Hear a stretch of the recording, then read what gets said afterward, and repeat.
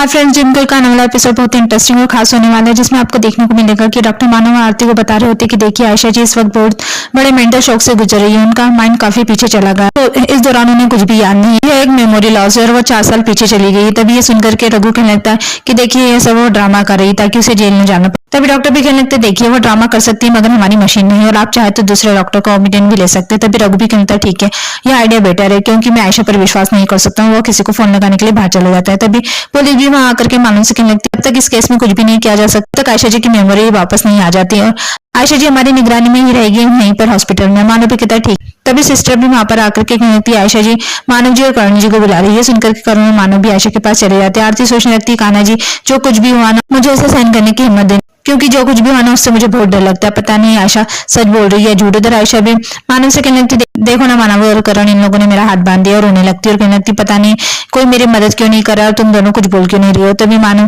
कहने लगता तुम्हें सच में नहीं पता कि तुमने क्या किया। तभी आयशा भी कहने लगती क्या आप भी सोचते हैं कि मैंने कुछ गलत किया। तभी आयशा कहने लगती अगर मैंने कुछ गलत किया तो मुझे बताओ ना क्या गलत किया मैंने, मुझे कुछ भी याद नहीं है और आप तो जानते हैं ना कि मैं कुछ गलत नहीं कर सकती। मानव भी कहता है पुलिस केस है आयशा, इसलिए इसमें मैं तुम्हारी कोई मदद नहीं कर सकता। तुम्हारे लिए बेहतर ये होगा कि तुम पुलिस के साथ कॉपरेट करो और वहां से चला जाता है। आयशा भी करण से कहने लगती क्या करण तुम्हें भी यकीन मैं कुछ गलत कर सकती। तभी करण भी कहने लगता है हम पूरी कोशिश करेंगे आयशा दी आपको यहाँ से बाहर निकालने की, लेकिन आप प्लीज अभी के लिए आराम कीजिए। इतना कहकर के वहां से चला जाता है। आयशा अपने रूम में रो रही होती है, कहने लगती मैंने किसी का खून करने की कोशिश नहीं की, मैं किसी को नहीं मार सकती। तो ये कहने लगती कि मेरा कोई साथ क्यों नहीं दे रहा। उसके बाद डॉक्टर आयशा को कुछ फोटोग्राफ्स दिखा करके कहने लगते हैं आयशा जी इस फोटो को देख करके बताइए कौन है। तभी आयशा वो फोटो देख करके कहने लगती इसमें कोशिश की क्या बात, तो मेरे ब्रदर इन लॉ समर का फोटो है, मैं इसे अच्छे से जानती हूँ। तभी डॉक्टर दूसरी तस्वीर दिखा करके आयशा से पूछने लगते अच्छा आयशा जी आपको यह तस्वीर देख करके कुछ याद आ रहा है। वह तस्वीर आयशा और रघु की शादी की होती है। आयशा वह तस्वीर देख करके घबराने लगती और कहने लगती है कैसे हो सकता है ये तस्वीर जरूर किसी ने मोड़ की है, दिस इज इम्पॉसिबल, यह नहीं हो सकता, मुझे नहीं पता इस बारे में। तभी डॉक्टर कहने लगता ठीक है आयशा जी आप अपने दिमाग पर ज्यादा जोर मत डालिए और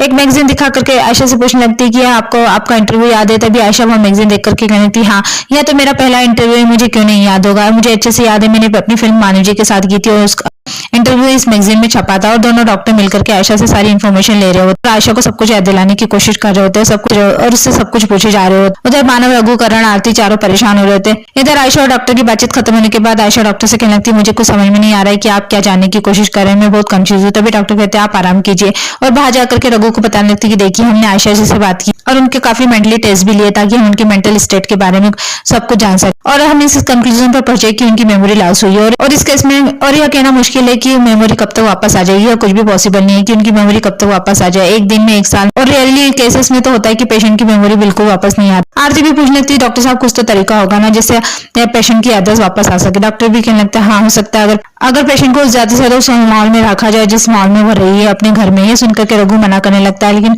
करण कहने लगता है रघु जी डॉक्टर साहब सही कह रहे हैं, शायद आयशा दी हमारे साथ घर में रहेगी तो उनकी मेमोरी जल्दी वापस आ जाएगी। तभी वकील साहब बाहर आ जाते हैं। रघु भी वकील से राय लेने लगता है। वकील कहता है कि शायद डॉक्टर साहब सही कह रहे हैं, ऐसे में पेशेंट पर कोई भी केस डालना ठीक नहीं होगा क्योंकि पेशेंट की मानसिक हालत ठीक नहीं है, ऐसे में कोर्ट भी उसके खिलाफ कोई डिसीजन नहीं ले पाएगा। ये सुनकर के रघु गुस्सा हो जाता है और कहने लगता है बहुत अच्छे, उस औरत ने हमारी जिंदगी बर्बाद कर और हम उसकी याददाश्त आने तक का वेट करें, बहुत अच्छे। तभी आरती रघु को शांत कराती है और डॉक्टर से पूछने लगती डॉक्टर साहब क्या मैं आयशा से मिल सकती हूँ। तभी डॉक्टर कहने लगती कि मगर आयशा जी आपको पहचानती भी नहीं है। तभी मानव कहता है कि डॉक्टर साहब ये आयशा की बहन आरती और कुछ इंजरी की वजह से इनका फेस बदल चुका है। तभी डॉक्टर कहते हैं तो ठीक है आप इनसे मिल सकते, लेकिन ध्यान रहे कि उनके माइंड पर ज्यादा स्ट्रेस नहीं आना चाहिए, इससे उनकी तबीयत और खराब हो सकती है। उसके बाद आरती आयशा से मिलने के लिए उसके पास चली जाती है। आरती आयशा को देख करके कहने लगती वाकई में मैं आपको नहीं पहचानती कि आप कौन है, मेरी तबीयत ठीक नहीं है, मुझे कुछ भी याद नहीं, अगर जाने अनजाने में मैंने आपको कोई तकलीफ पहुंचाने की कोशिश की हो ना। और हाथ जोड़ करके उससे कहने लगती कि मुझे माफ कर दीजिएगा। देख करके आरती कहने लगती कि इस बात की माफी मांग रही हो तुम, अगर तुमने कुछ किया ही नहीं है तो तुम माफी किस बात की मांग रही हो। और कहती कि आयशा बहुत होगा तुम्हारे ये ड्रामा बंद करो, ये अपना ड्रामा,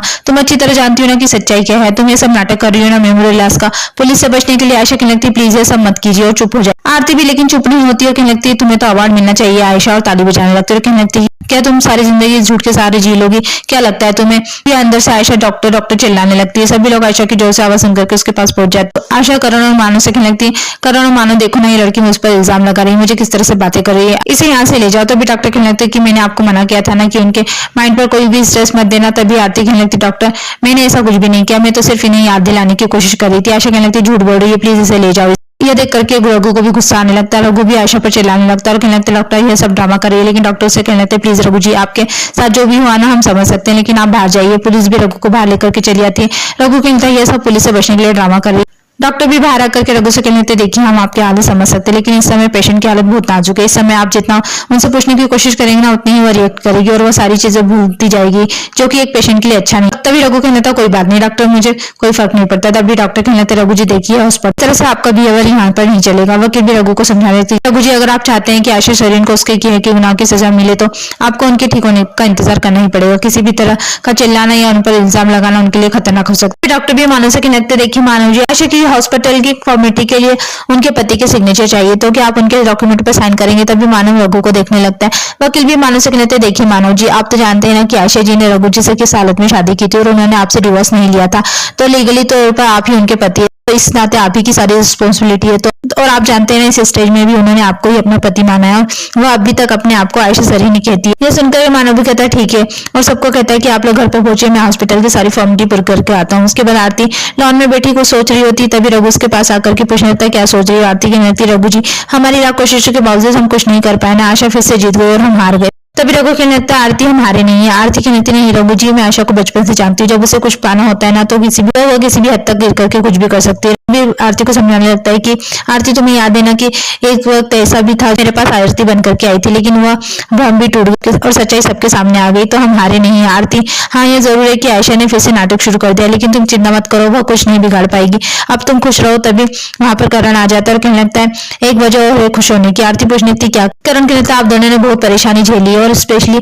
अब वक्त खुश होने का। और कहने लगता है कि अब तो यह साबित हो चुका है, आयशा दी मानव जीजू की पत्नी, तो रघु जी ने तो आयशा दी से शादी की थी, वह लीगली नहीं है, तो इसका मतलब यह है ना कि आप दोनों आप आराम से शादी कर सकते। तो यह बात तो हुई ना खुश होने की, तो आप दोनों मुस्कुराइए। ये सुनकर के दोनों मुस्कुराने लगते हैं। करण भी आरती को समझाने लगता है कि देखिए आरती दी, अब आयशा दी हॉस्पिटल में और वो अपने गुनाहों से कभी नहीं भाग सकती, उन्हें सजा जरूर मिलेगी। अब आप चिंता करना छोड़ दीजिए और आप अपनी नई जिंदगी शुरू कीजिए और आप दोनों जल्द से जल्द शादी कर लीजिए। और कहने लगता है, कितनी खुशी की बात है आरती दी, आप मुझे गले नहीं लगाएगी। आरती भी करण को गले लगा लेती है और रोने लग जाती है। करण भी रघु आरती का हाथ एक दूसरे के हाथ में दे देता है और कहने लगता है, आप एक दूसरे के साथ खुश रहिए।